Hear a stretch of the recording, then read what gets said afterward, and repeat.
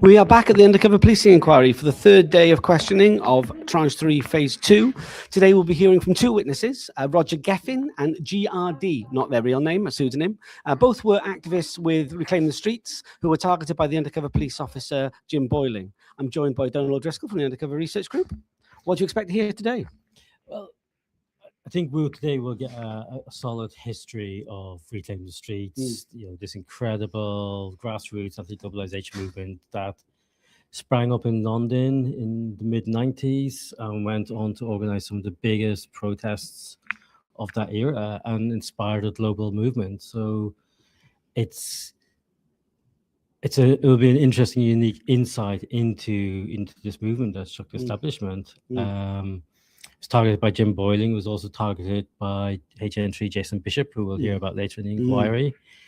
And so the people, we had Monica yesterday, who was an activist in it and was targeted by Boyling for a relationship because of that. But today will be more of just who Reclaim the Streets were and the powerful impression they made on everybody. Yeah, I mean, it should be pointed out that Roger Geffen is not a spokesperson for Reclaim the Streets. As is often the case with the inquiry has chosen who is going to be the witnesses based on its own internal logic.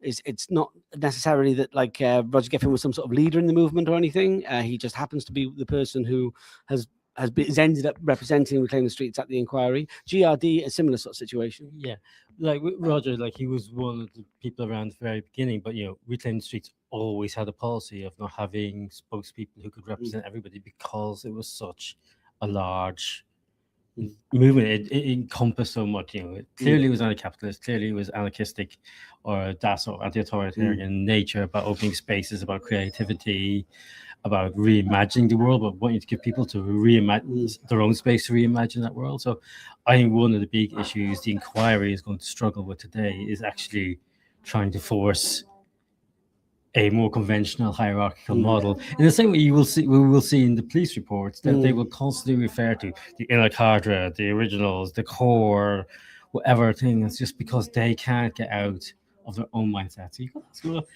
if you can't get into the mindset of those you're supposed to be reporting on, is it really reporting? What do you think? So I think we will get a lot of this sort of pushback and go, what are you talking about? This is not how we worked.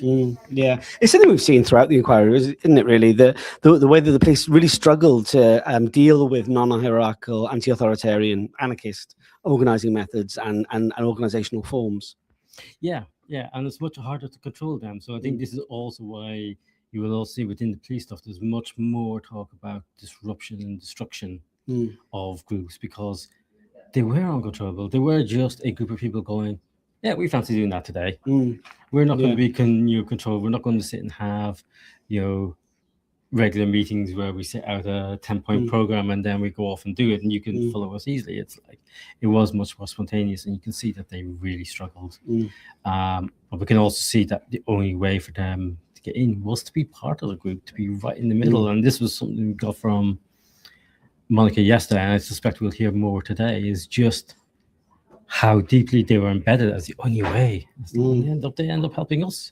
They screwed us over in many ways. They screwed our actions, but they also did a lot of work on behalf of those campaigns.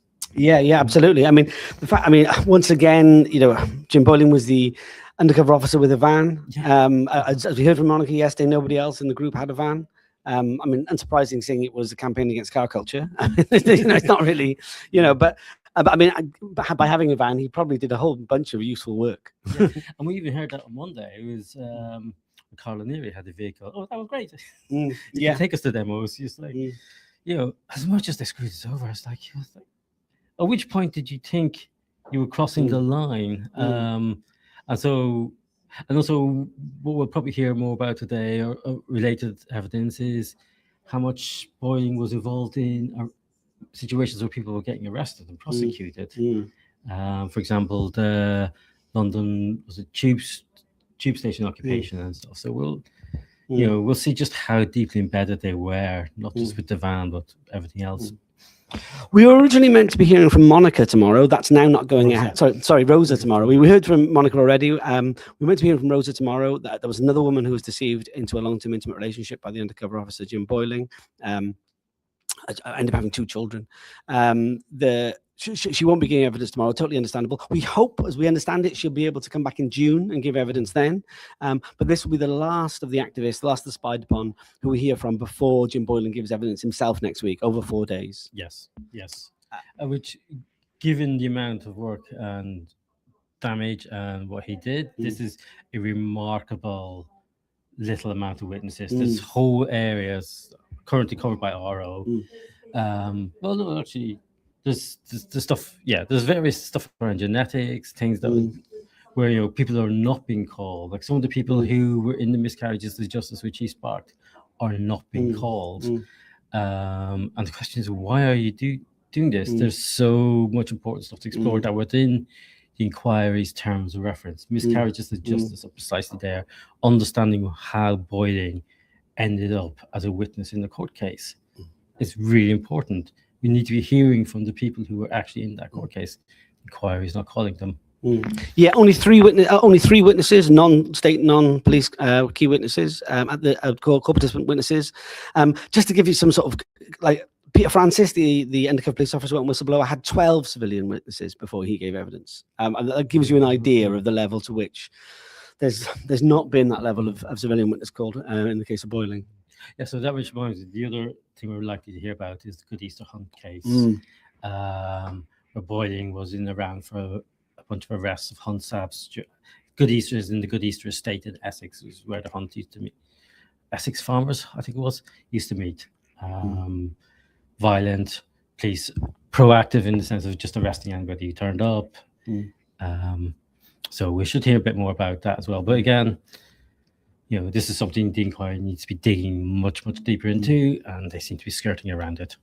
Absolutely. There's no shortage of video footage of Reclaim the Streets online. There's lots of videos of the street parties. If you're not familiar, I'm sure lots of people watching this will be very familiar, may have probably attended some Reclaim the Street parties themselves. But if not, I really recommend checking out those videos. I'll put some of those links on Twitter, X. I think there's some have already been put on Facebook and so on. But if anybody's got any questions when these videos are going on, please comment on the post that you see this on, whatever social media platform this turns up on. We will attempt to answer it. There were some problems yesterday with the sound. Hopefully that's been sorted out. If we sound like Mickey Mouse right now, please let me know. I'll try and come up with a new sound solution. I don't know why sound seems to be such a problem. I mean, yeah. Hopefully, maybe a duck this time rather than a mouse. But yeah, I'll be doing one of these videos during all the breaks, and with lots of other people who were affected. Hopefully, joining me to talk about what we've heard. Anything else you'd like to add? No, I think that's enough. Yeah. All right. Thanks for joining us. I'll see you at the first break. Bye for now.